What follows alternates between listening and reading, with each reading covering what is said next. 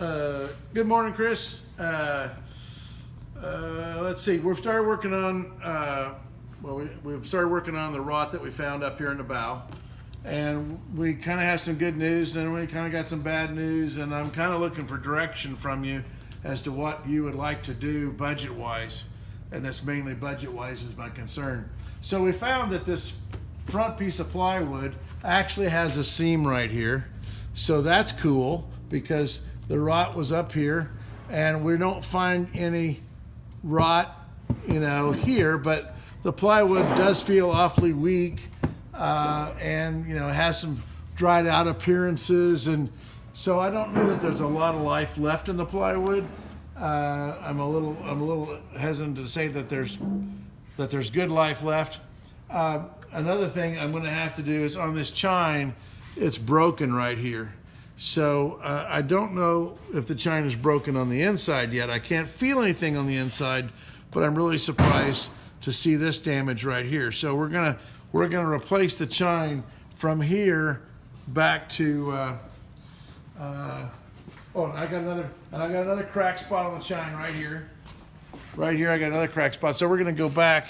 Yeah, he was already showing you the joint that the factory put in. The factory had a joint right here. There's a matching joint on the other side, so we can establish that was factory. The plywood is extremely oil soaked.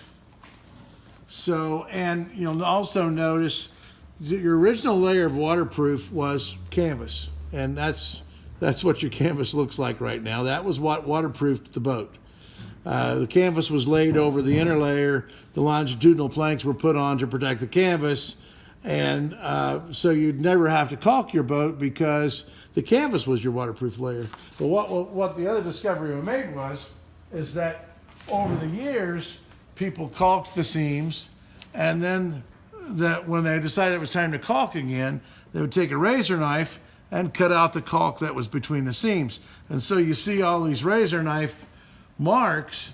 They're even more pronounced. You can see a really deep, they're even more pronounced on the other side, but you can see it's a really deep, really wide place where they basically been taking the razor knife to it and cutting through the outer layer of the plywood.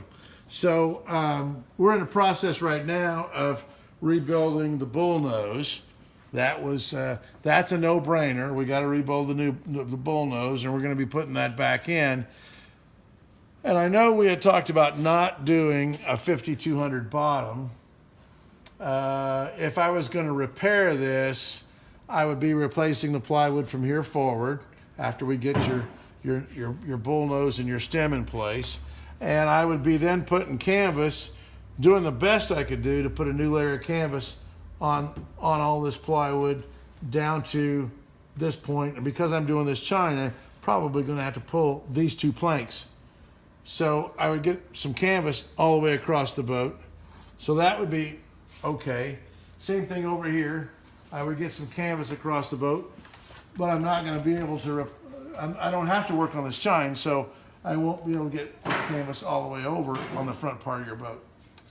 Plus, I'm kind of suspicious of the quality of this. So that would be we could do a temporary repair. Oh, one other problem we found before I forget it, which I already did forget it.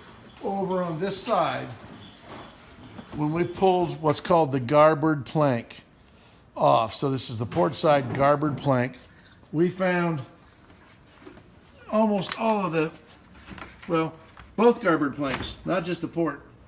Here they are. Look at all the screws that we could not get out.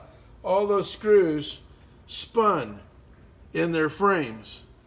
So if the screws are spinning in their frames, guess what? Those frames aren't in any kind of shape that we need to be looking at replacing or modifying or sistering or repairing those frames, because those screws just spun and we were able to just lift the plank off. So if you'd have been up under high speed and some water got under your plank, it would have just pulled your plank right off the boat. And that's of course something you can't tell from a soak test. So my question is, and I'll put some prices together for you if you want me to, but my question is, are you inclined to do a repair that might take us, certainly going to take us 2 weeks, and reuse the existing planks, as much of the planks as we can? The ends of the planks are rotted off too.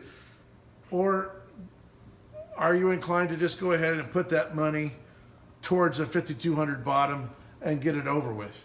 So that's my question right now is, you want me to quote it both ways, or are you like, screw it, let's just put a 5,200 bottom on it and not have to worry about it? So I'm just kind of trying to figure out which way the wind's blowing, what your thought process is. I'll be happy to quote it both ways if you want it quoted both ways. If you're ready to put a 5,200 bottom on it, we're ready to go on it. So that's the story. That's my questions. Give me a holler back with your answers. And it's good to be back on. Oh, we've had this boat blessed yesterday, by the way, by a priest. And I thought I'd let you know that. So we said some prayers over it and blessed it, and we feel real good about it now. We feel like maybe our shop won't burn down like Jeff Funk's did. So anyhow, just give me an answer as to if you want me to quote it both ways, or if you're just inclined to say, let's go ahead and replace it. Let me know. Thanks, sir. Thank you.